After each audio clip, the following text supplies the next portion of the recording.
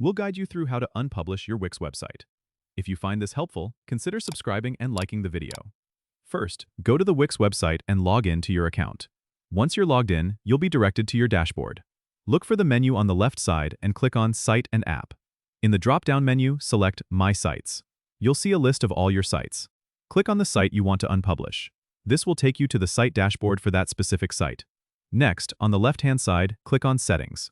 Under Settings, find and click on Website Settings. Here you will see an option that says Unpublish Site. Click on this option.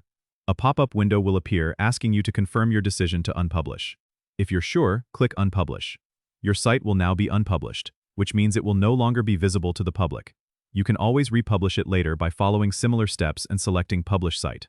Remember, unpublishing your site doesn't delete it. All your content and design will remain saved in your Wix account.